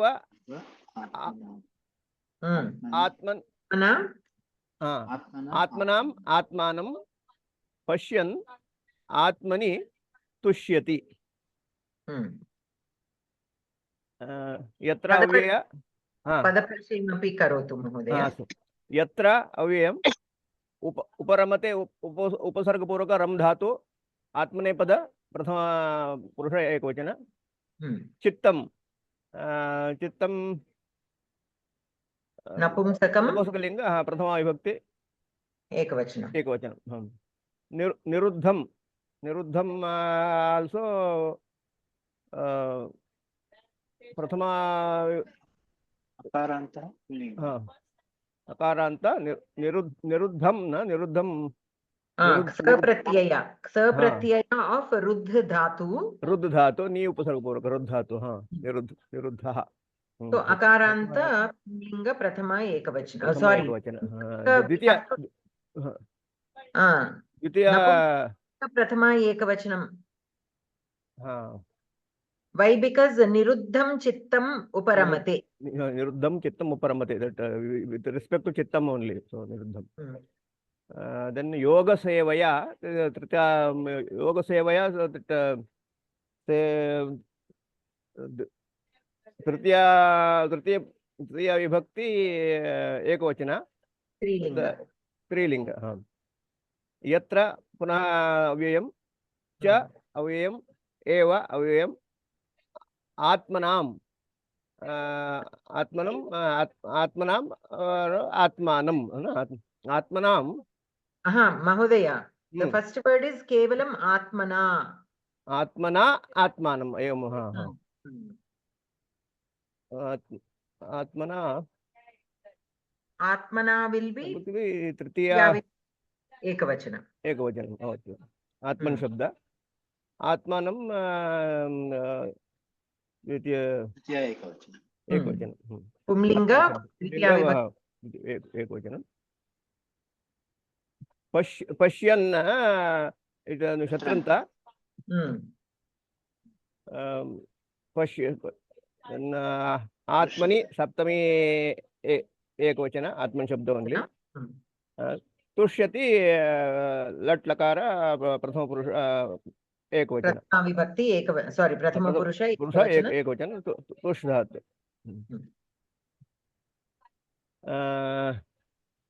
पदार्थः यत्र यस्मिन् अवस्था विशेषे योगसेवया योगाभ्यासेन निरुद्धं विषयेभ्यः विमुखीकृतं चित्तं मनः उपरमते विरमति यत्र च एव यस्मिन् च अवस्था विशेषे आत्मना मनसा आत्मानं पश्यन् अवलोकयन् आत्मनि स्वस्मिन् तुष्यति संतुष्यति. अन्वयः यत्र योगसेवया निरुद्धं चित्तम् उपरमते यत्र च एव आत्मना आत्मानं पश्यन् आत्मनि तुष्यति. तात्पर्यं यस्मिन् अवस्था विशेषे योगानुष्ठानेन निरुद्धं चेतः उपरतिं प्राप्नोति यस्मिन् च अवस्था विशेषे आत्मना आत्मानं पश्यन् आत्मनि एव सन्तुष्टः भवति आत्मना आत्मानं पश्यन् आत्मनि एव सन्तुष्टः भवति तं योगसमुचितं विद्यात् इति प्रश्नाः योगे चित्तं कया निरुद्धं भवति योगे चित्तं योगसेवया निरुद्धं भवति योगे आत्मना पुरुषं कं पश्यति योगे आत्मना पुरुषं आत्मानं पश्यति योगे आत्मानं आत्मना पश्यन् कुत्र तुष्यति योगे आत्मानं आत्मना पश्यन् आत्मनि तुष्यति योगसेवया निरुद्धं भवति किं योगसेवया चित्तं निरुद्धं भवति व्याकरणं संधिः यत्रोपरमते यत्र प्लस उपरमते गुणसंधि चैवात्मनात्मानं च प्लस एव चैव वृद्धिसंधि चैव प्लस आत्मना चैवात्मना सवर्णदीर्घसंधि चैवात्मना प्लस आत्मानं सवर्णदीर्घसंधि पश्यन्नात्मनि पश्यन् प्लस आत्मनि नमुडागमसंधि समासः योगसेवया योगस्य सेवा तथा तया षष्ठी तत्पुरुष कृदन्तः निरुद्धं नि उपसर्गपूर्वक रुद्धातु क्त कर्मणि अस्तु सो अत्र क्रियापदानि कानि क्रियापदानि उपरमते अपि च तुष्यति तुष्यति तुष्यति अत्र कर्तृपदं किम् आत्मन् शब्द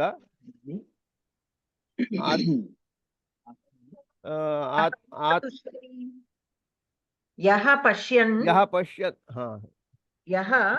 पश्यन् आत्मनि एव तुष्यति आत्मना आत्मानं यः पश्यन् आत्मना आत्मानं पश्यन् यः पश्यति सः आत्मनि एव तुष्यति तुष्यति अत्र कर्तृपदं नास्ति पश्यन् is वर्तमानसमानकाल so we can take यः आत्मना आत्मानं पश्यन् आत्मनि तुष्यति सः योगसेवया निरुद्धं चित्तम् उपरमते actually here this is 20th shloka right 20th so the continuation so here yatra yatra is given so yatra niruddham chittam yogasevaya uparamate yatra atmana atmanam pashyan atmani eva tushyati and then we have to move on to 21 22 and 24 shlokas together are there okay so that is why it doesn't look like it is ending that because of गुणानपि विचाल्यते तत्र योग निर्गुण्य चेतसा सत्यं 24 25 10 शनै बुद्ध्या 23 until 23 again 24 25 separate because in 23 we have a kriya padam vidyat saha yogah anirvinna chetasa nischayena yoktavyaha that is there and tam dukha sanyoga viyogam yoga samnitam vidyat विद्यात् जानीयात् correct 23 so 20 21 22 23 from 20 to 23 when we are writing the anvaya we have to write it together but exam point of view if you are given only this shloka then you can simply leave it there only write how it's given in the book that is also fine but for our understanding because yatra is there this is not complete okay so these three shlokas will be joined so here what is it saying yatra or yasmin avastha visheshe yukanushtanena niruddham chetah uparatim prapnoti yasmin cha avastha visheshe atmana atmanam pashyan atmani eva santushtah bhavati see here in the brackets tam yoga samojitam vidyat that is taken from the 23rd shloka 23rd tam yoga correct 23rd to him that yoga will be acquired by him or yoga sanghnitam vidyat means that means he will be called as yoga, yogi. Yogi.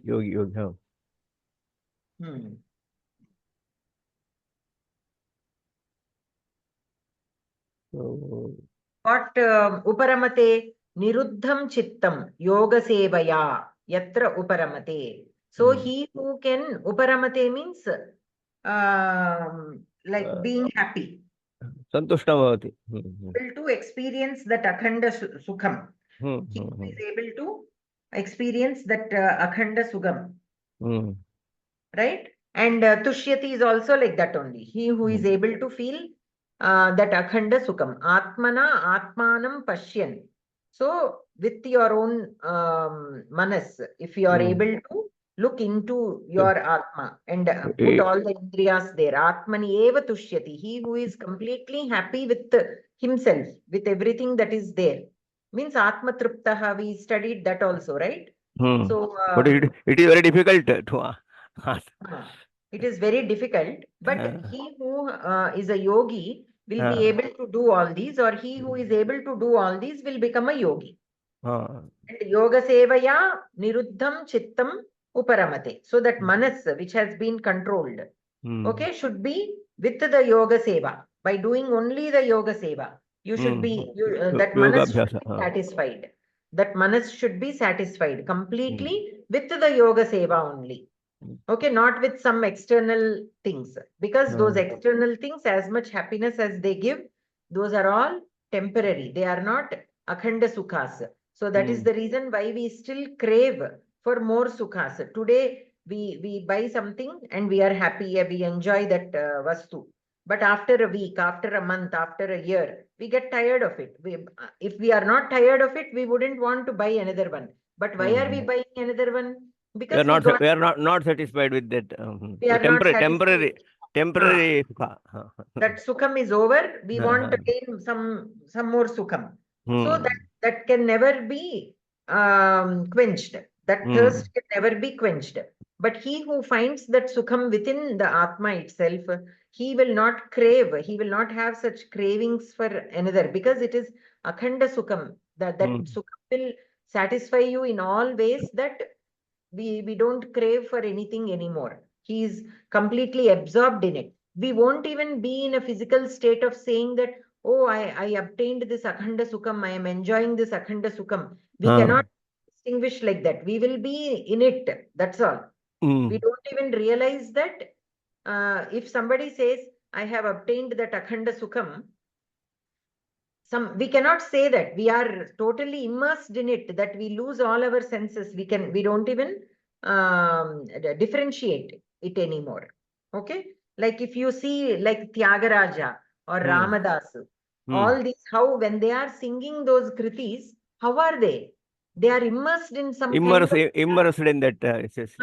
So they don't come out and say, oh, I enjoyed singing this kriti, I felt akhanda sukham when I'm singing this kriti. They don't say that. But we can see that how much of sukham they are enjoying that bliss. How much of sukham or bliss they are experiencing, we can see. But they don't even realize they are so much immersed in it. So that is the kind of, that is what is akhanda sukham. So that is how we have to understand it. Astu. So here from the 20th shloka to 23rd, it is a continuation. So it will give all the qualities of somebody who, who is a yogi will experience. Astu. So here we have yatra uparamate, that is the sandhi. And then in the samasa we have yoga sevaya. Yogasya sevaya. Tatpurusha. Tatpurusha. So any questions in this shloka, anyone?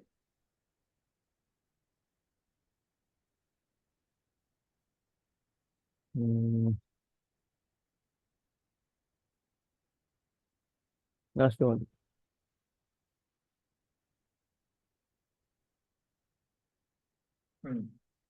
So tam yoga sanghnitam vidyat means to him that yoga will be obtained. He will get into that sthiti of yoga. Then he will become a yogi.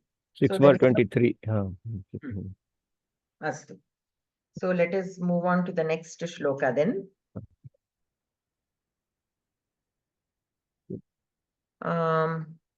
Toshali Bhagini.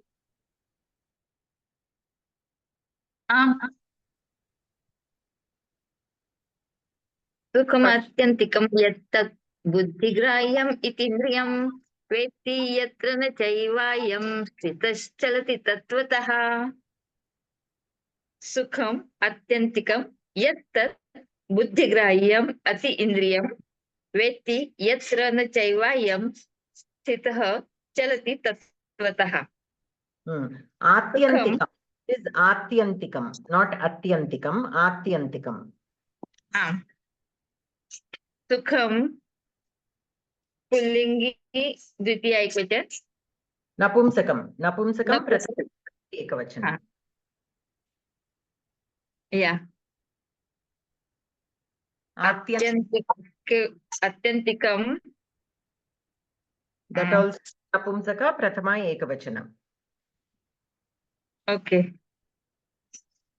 Yes तद अव्ययम no this avyayams yat is yad shabda napumsaka prathama ekavachanam and tat is tad shabda napumsaka dvitiya vibhakti ekavachanam.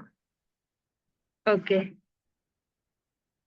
Yat atyantikam sukham asti tat, like that it will come the sentence. Tat vetti, you have to know that. So tat will become dvitiya vibhakti because tat vetti. So there it is karma padam. Yad asti, yad atyantikam sukham asti. There yad is kartrupadam. So so it will be in prathama vibhakti ekavachana. Okay. Buddhigrahyam. That also is napumsaka prathama ekavachana. Because it is also a visheshana to sukham. Okay, all these are visheshanas to sukham. The atyantikam, buddhigrahyam, atindriyam, all these are visheshanas to sukham. So all of them are in napumsakalinga prathama vibhakti ekavachana. Okay. Atindriyam. वेत्ति लट लकारः प्रथम पुरुष एकवचन यत्र अव्यय न प्रतिषेधः No, tell it as avyayam. In the relation we mark it as pratisheda. Here in padaparichaya you have to write na as avyayam. Okay.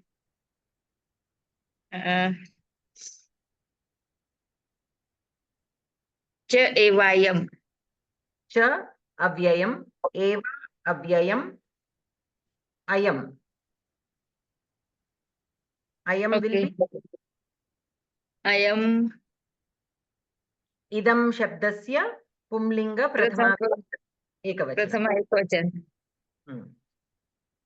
स्थितः स्था धातुः त प्रत्ययः चलति लट लकारः परस्मैपदी प्रथम पुरुष एकवचन तत्वतः is an avyayam. त प्रत्यय No, it is avyayam. Okay.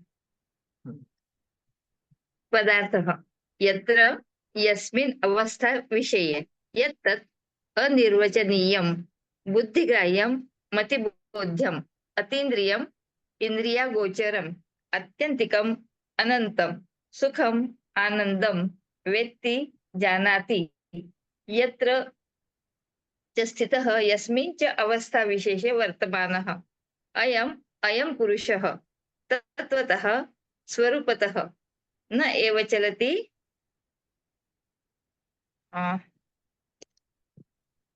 महोदय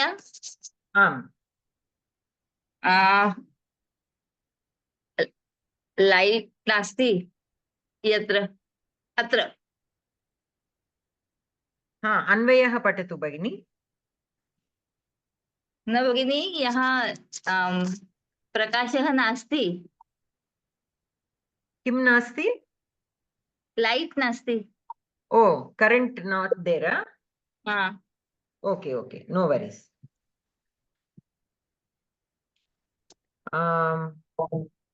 Allirani Bagini?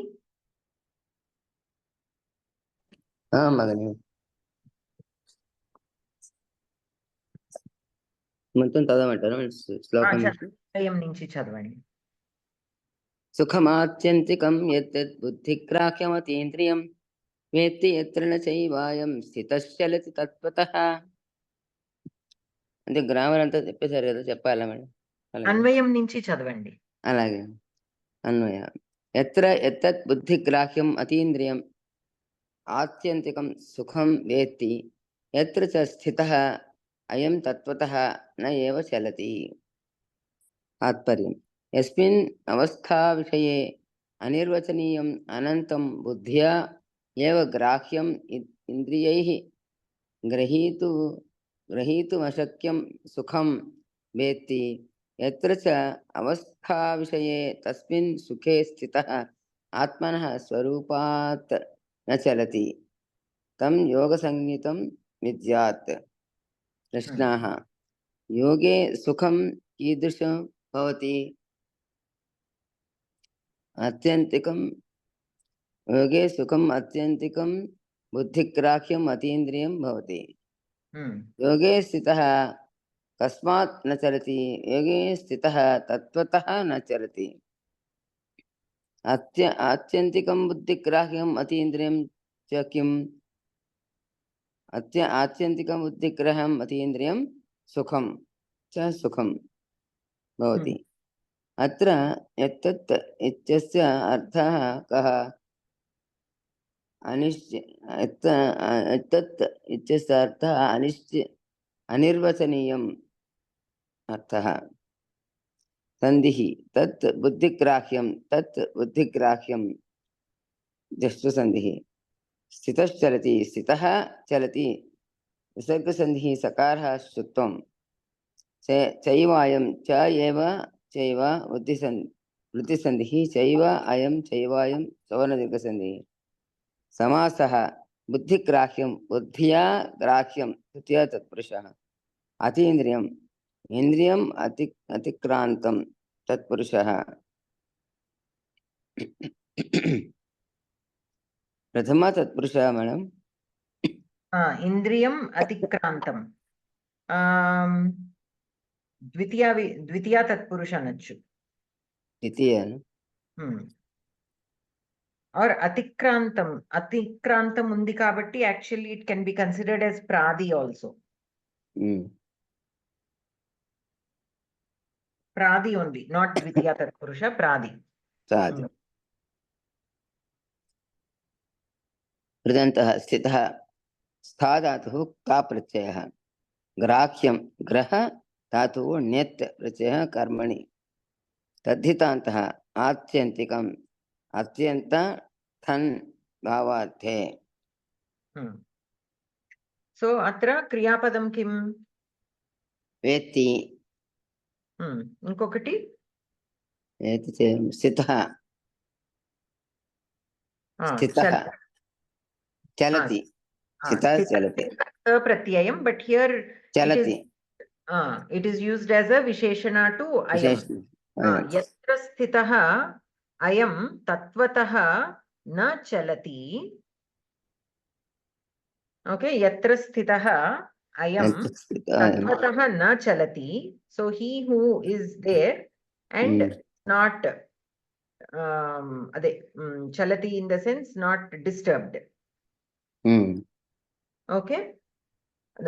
Again, these are all continuation to the 23rd shloka. So that is why yatra is there, but the corresponding tad shabda is not there. Again, yat atyantikam buddhigrahyam atindriyam sukham asti tat vetti. Here this part is complete by itself.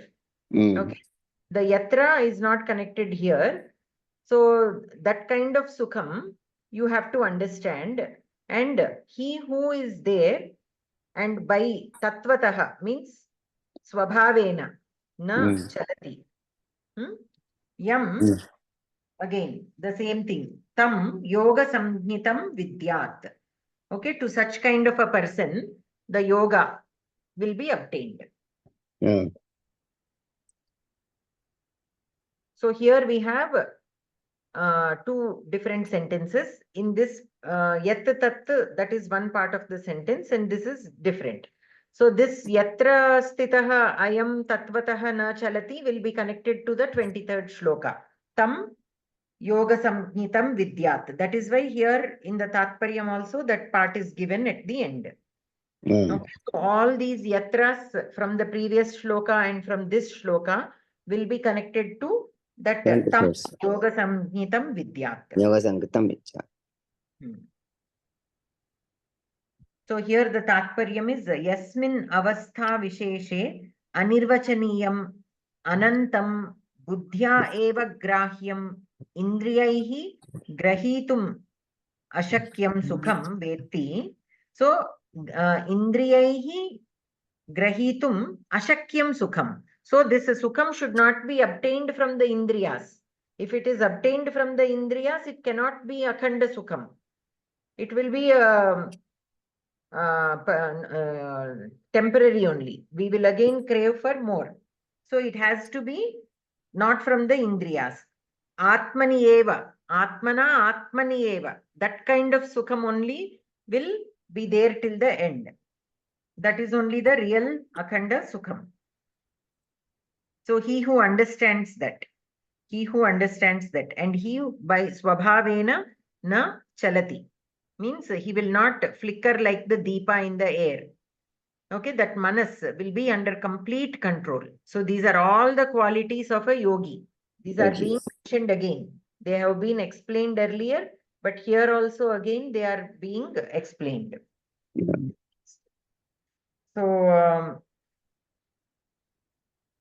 So yatra cha avastha visheshe tasmin sukhe sthitah atmanah swarupat na chalati. Tam yoga samhitam vidyat. To such kind of a person, this yogam will happen. Okay. Any questions in this shloka or any of these shlokas today what we have covered? Buddhya grahyam. Okay, so with our buddhi, we should be able to understand. So we have to, constantly observe that mananam should happen, that observation should happen. Not simply happen by itself. All this prayatna purvakena eva bhavati. That also we have to understand. Many times we give up thinking it is not, it is impossible for us to even try. No. And we also have to understand that it may not happen in this life. It might take several lives for us to get that kind of abhyasa and become a yogi. So with that understanding, if we start, then there will be no disappointment. Otherwise, if we have too much of expectation, then after a week, we will think, oh, for 1 week, I have been practicing this and I did not obtain anything. So that kind of disappointment will be there. So we have to understand that this is not easy. It will take several lifetimes for us to obtain this. And again, many people will think, so after this life, who knows what is going to happen?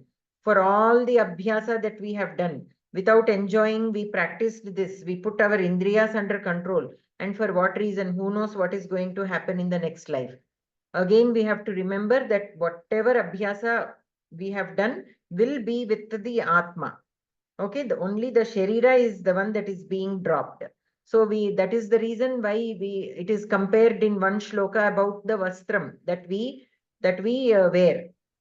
Like how we change our clothes. When they are worn out, we purchase new ones and we wear. So by removing the old ones and wearing the new ones, is the body or the human who is wearing these changing in any way?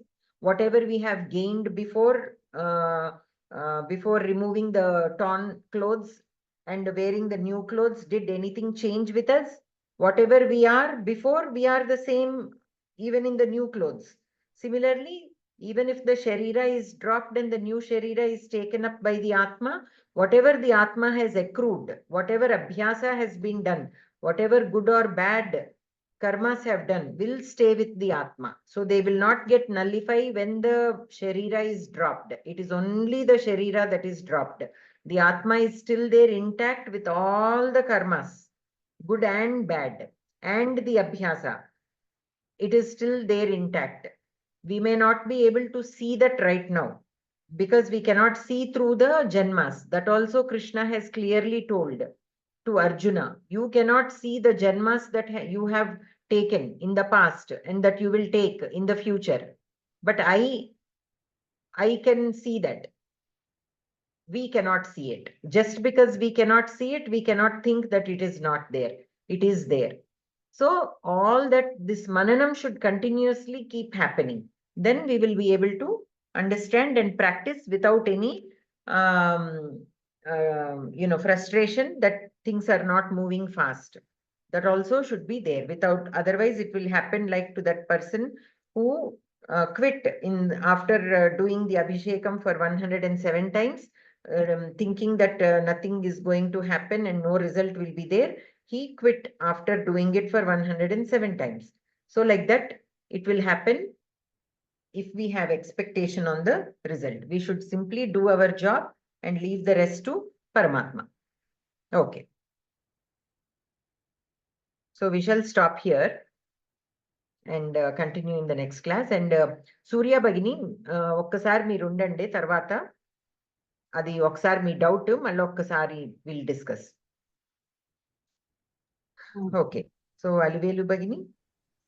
భగిని, సర్వే భవంతు సుఖినః, survey సంతు నిరామయాః, survey భద్రాణి పశ్యంతు, మా కశ్చిద్ దుఃఖభాగ్ భవేత్.